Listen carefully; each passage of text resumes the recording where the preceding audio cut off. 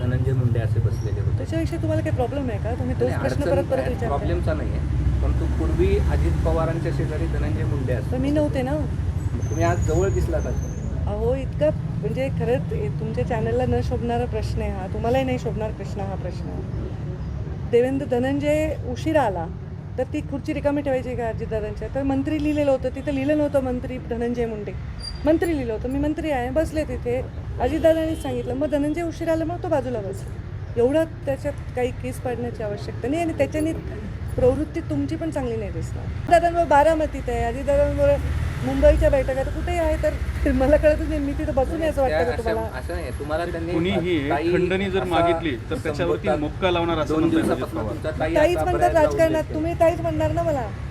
ताईच राजकारणात म्हणणार. काय म्हणायला पाहिजे मला त्यांनी? जर कोणी खंडणी कौटुंबिक कलह होता खूप वर्षापूर्वी. आमच्यात काही कौटुंबिक कलह पूर्वीचा म्हणजे कौटुंबिक कलह नव्हता. आम्ही दोन वेगळ्या पक्षाचे वेगळ्या विचारांचे होतो. कौटुंबिक काय आमचे वैयक्तिक भांडणं वगैरे काही नव्हतं. आरोप या सगळ्या गोष्टीमुळे हा प्रश्न विचारतो. पूर्वी जे हो ना, मग त्याच्यात सगळं आम्ही इथे आहोत. तर ते विषय कौटुंबिक वैयक्तिक विषय नसतो. तो एक राजकीय विषय आहे. अशी चर्चा काय तुमची चर्चा होती का आंदोलनासंदर्भात? नाही हे बाब, मी पालकमंत्री जरी असली तरी जरांगे पाटलांचे आंदोलन मी जवळून पाहते अनेक वर्ष. आणि दरवेळी माझ्या शिवशक्ती परिक्रमे दरवेळी मी त्याच्याविषयी माझं म्हणणं नेहमीच मांडलेलं आहे आणि त्यांच्या लढ्याचा सन्मानच केलेला आहे. जरी मी पालकमंत्री असले तरी हे जे निर्णय आहेत हे माझ्या पातळीच्या बाहेरचे निर्णय आहेत. आणि एक आपली जी संविधान आहे त्याच्या चौकटीत त्यांना न्याय मिळावा अशी भूमिका मी वेळोवेळी मांडलेली आहे. आणि कदाचित त्यांनी आज उपोषण मागे घेतल्याचं तुमच्याकडूनच कळलं आहे. त्याची मी डिटेल माहिती घेईन पालकमंत्री म्हणून. उपाययोजना करणार ते दूर करण्यासाठी काय करणार? पर्यावरणामध्ये प्रदूषणाचे दोन प्रकार असतात. एक प्रदूषण असतं जे खरंच प्रदूषण असतं आणि एक प्रदूषण असतं त्याची अफवा असते. मला असं वाटतं की या जिल्ह्यामधला नागरिक इतका या सगळ्या राजकारणाच्या चक्कीमधून पिसून आलेला आहे की त्याच्या मनामध्ये अशा प्रकारचं वातावरण फार काळ टिकणार नाही. टिकावा असेही प्रयत्न होतील, ते व्हावं असेही प्रयत्न होतील. पण मला असं वाटतं की बीड जिल्हा हा एक असा जिल्हा आहे जिथे सगळेजण अत्यंत एकोप्याने राहतील. हां, ज्याला काहीही राजकारणाशी लाभ नाही, ज्याला काहीही कुठल्याही गोष्टीची अपेक्षा नाही, अशा माणसाचं मत महत्त्वाचं आहे. आणि मला वाटत नाही की त्यांना जिल्ह्यामध्ये अशा कुठलंही वातावरण कधी झालेलं आहे. जे काही काळात झालं पण ते परत नॉर्मल पूर्ववत होईल. ही भूमिका पहिल्या वर्गामध्ये माणूस एकदा बसतो, दोनदा बसतो, तीनदा बसतो, ती सवय होऊन जाते त्याला.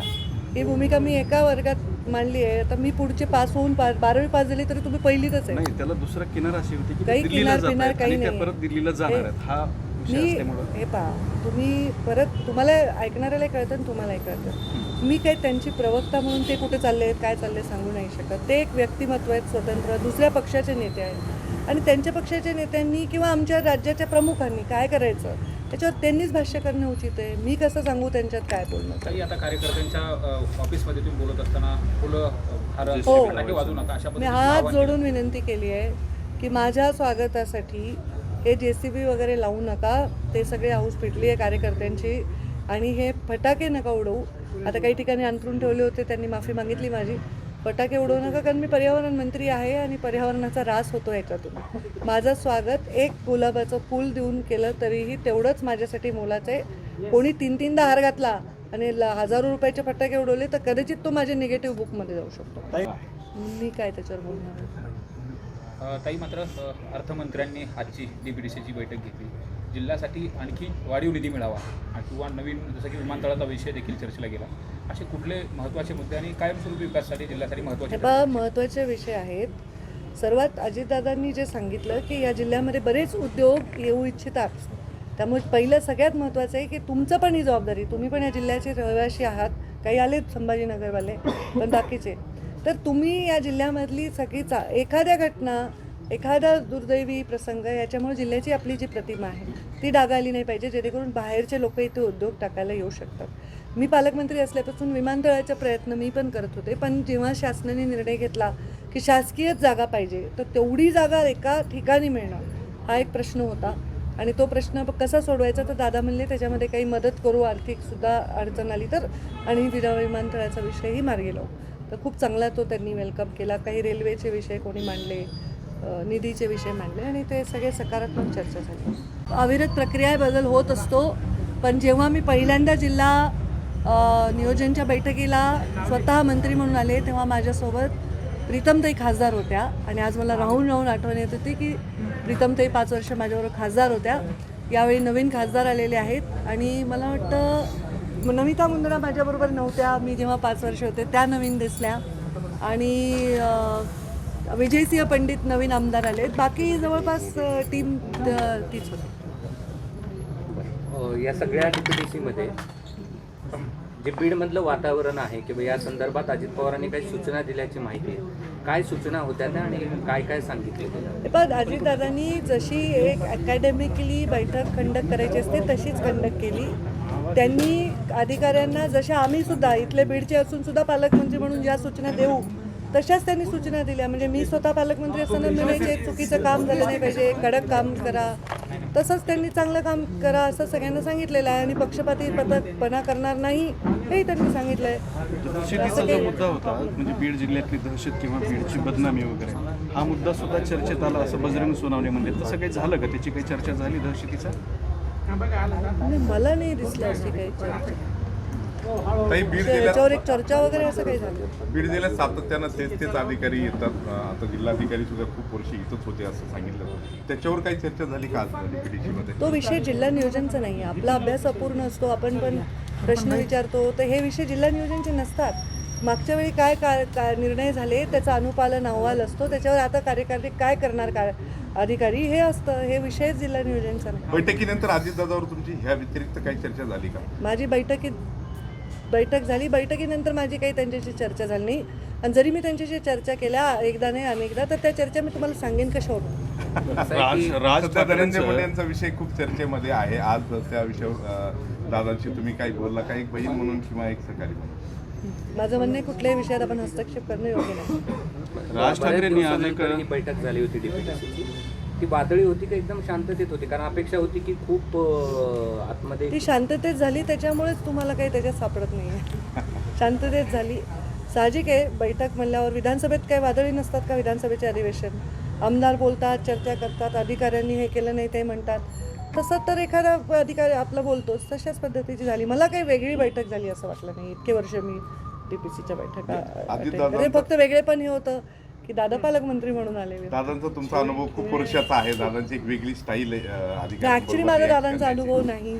मी पहिल्यांदा दादांशी आत्ता पहिल्यांदा संलग्न झाले, काम करते आणि मी दादांनाही स्वतः म्हटलं की दादा तुमच्याकडे जवळून मी काम करताना जे शिस्त पाहिली आणि जो स्पष्टवक्तेपणा पाहिला तो मला आवडला. माझ्यामध्ये तो स्वभाव आहे. फक्त कदाचित स्त्रीचा स्पष्टवक्तेपणा इझिली लोकांना ते शिस्त लावायला गेलं तर वेगळं वाटतं, पण तुम्ही लावा.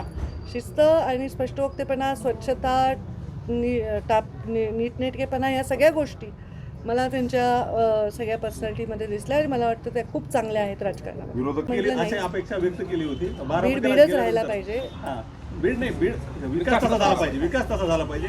आता पालकमंत्री अजित पवारच आहेत. आज मी कुठेही गेले, मी जरी जपानला गेले तरी म्हणेन बीड जपानसारखा झाला पाहिजे. असं नेता हवाय का नाही तुम्हाला की जो जिथे जाईल तिथला विकास बघून म्हणेल की असा विकास झाला पाहिजे, तो जिल्हा तो झाला पाहिजे असं नाही. तर मी जिथेही जाईन तिथे वाटेल की हा जिल्हा असा विकासाचा व्हावा. त्या दिशेने काय प्रयत्न सुरू होतात? आज पहिली बैठक त्या दिशेने प्रयत्न सुरूच आहे ना. माझ्या 5 वर्षाच्या काळात पहिले रोड नव्हतं, इन्फ्रास्ट्रक्चर नव्हतं, रेल्वे नव्हतं, पाण्याच्या दुष्काळ होता. त्या सगळ्या गोष्टींची लढत इथपर्यंत आलो आहे आणि आता जरा इन्फ्रास्ट्रक्चर तयार करून जास्तीत जास्त इथे लोकांना चांगला विकास द्यावा याचा प्रयत्न आमचा आहेच आहे. तो प्रयत्न यशस्वी व्हावा अशी प्रार्थना करते. आता रेल्वेचं स्वप्न देखील पूर्ण होते. रेल्वे उद्घाटनाच्या प्रतीक्षेत आहे. बीडपर्यंत पोहोचते, परळीपर्यंत पण लवकर पोहोचेल अशा पद्धतीने रेल्वेचे अधिकारी सांगतात. कसं बघता याच्याकडे आणि रेल्वे आल्यानंतर विकास होईल का? आणि ह्या रेल्वेमध्ये श्रेयवाद खूप मोठा चालू आहे. श्रेयवाद जरी असलं तरी ही रेल्वे पूर्ण हवी वाद आहे. केव्हा असतो? जेव्हा 2 लोक बोलत आहेत. आम्ही तर काही म्हणतच नाही आहे ना. आम्ही तर काही म्हणत नाही. जे आम्ही केलं ते जगासमोर आहे. वाद केव्हा असतो? जेव्हा 2 माणसं वेगळी मतं मांडतात. आपण जे केलंय सगळं आजकाल ऑनलाईन आहे. कधी बजेट आलं, कोणी आणलं, सगळं आहे. उत्तर कोटीच्या घोटाळ्यासंदर्भात एक कागदपत्र काल ते दिले दादाला देणार आहेत, ते गेले. तपासतील. काल दिले गेले होते. मात्र ते आपल्या परळी मतदारसंघ जो तुम्ही तळहाचा फोडासारखा जपलेला होता, तर तसं जर ते होत त्यांनी असेल, दादाला देणार आहेत, ते नाही, तसं जर तपासतील. होत असेल चौकशीची मागणी करताय कारण कशा पद्धतीने ते करताय? दादाला देणार आहेत, ते तपासतील. बरं, ते लक्ष्मण हाके संतोष देशमुख खून प्रकरणानंतर जी बाहेर आले ते म्हणतात की हा तपास आकस बुद्धीतून होतोय किंवा विशिष्ट समाजाला ते टार्गेट. त्यांचं मत आहे. बरं, मग त्यांचा गृहमंत्र्यांवर विश्वास नाही का लक्ष्मण रेखे ते सर? तुम्ही त्यांना विचारा. त्यांची एकंदरीत भूमिका काय? माझी त्यांची भूमिका मी मांडेल असं आवश्यक नाही आणि ते माझा संबंधही नाही त्यात. ताई, आगामी स्थानिक स्वराज्य संस्थेच्या दृष्टिकोनातून बीड जिल्ह्यामध्ये भाजप कशा पद्धतीने कामाला लागले आणि त्याची तयारी कशी झाली? आता जसं मग सांगत होतात की जी सदस्य नोंदणी अभियान चालू आहे तुमचं भाजपचं, तर त्या अनुषंगाने कशी बांधणी केली जाते आणि स्थानिक स्वराज्य संस्थेमध्ये भाजप कसा नेमका प्रेझेंट करेल, कशाबद्दल लढतोय? भाजप लढतोय जसा लढतो सगळीकडे तसा लढतो. हे मी किती विस्तृत उत्तर दिलं तर तुम्ही दाखवणार नाही, त्यामुळे मी काय आत्ता उगीच माझा गळा खराब करत नाही. धन्यवाद. थँक्यू.